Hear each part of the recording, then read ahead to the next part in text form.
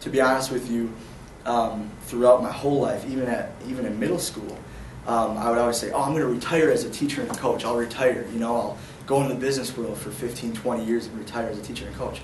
Until somebody slapped me up in the head and they said, why don't you just do it right now? Why don't you just teach right now? What are you waiting for? What are you waiting for? What are you saving up for? What are you saving that money for? So I left Target, and the next day I got another job with Aerotech. It was a great job, a recruiting firm, and I worked that. But during that time, I was looking for ways to teach, and I had a list of 25 ways I could teach, and all the way from Teach for America at the top to teaching English in South Korea as my bottom one. A bunch of grad schools in between. I was very determined to teach. My mom being a teacher for 33 years, my oldest brother being a 7th grade counselor at the middle school we went to.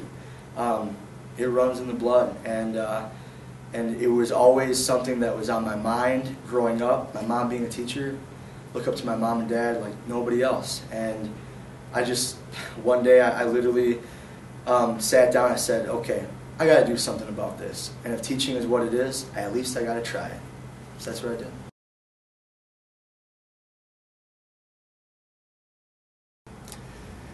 I think that I would say that basically everybody in Teach for America, I would say everybody in Teach for America must be some kind of dreamer in some right. I would say that to take this unbelievable opportunity, to take the risk to get up and move, just to do this. A lot of people have family in the place that they are, and fortunately I do have a family member that lives outside of St. Louis, and that's obviously a bonus for me.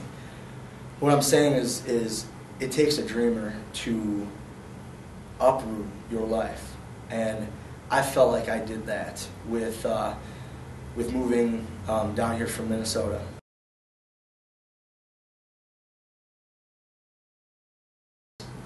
I feel like no matter who you are, everybody has a gift, at least one gift. There's people that have 20 gifts, there's people that have 100 gifts, but you have at least one gift. And every single person has a passion. And that's the tough thing, is to be able to figure out what your passion is. It could take a lifetime. Some people maybe never find out what their passion is. But the American dream to me is when you connect those two, your gift and your passion. And it is that time when you feel 100% confident that, hey, I think I did it. I think I matched my gift with my passion.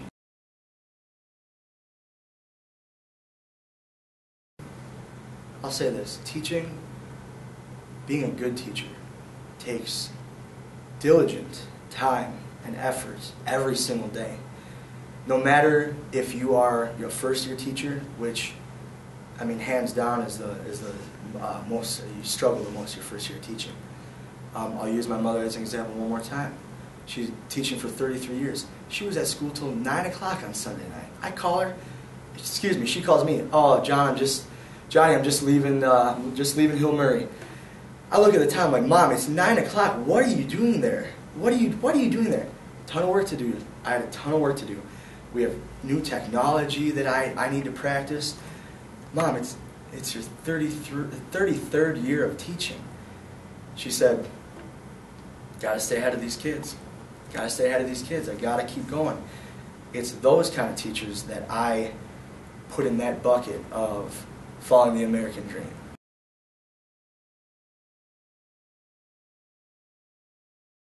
Oh goodness, I hope all their teachers believe in them, because they are just short of reaching just amazing things if they put their mind to it. Just amazing things. And I am reminded every day, even if it's a bad day, I'm reminded that they are capable of so many things, and if that's what I'm here for right now, is to help them realize their dream at 10 or 11 years old, help them realize their American dream, then that's why I'm here, I guess.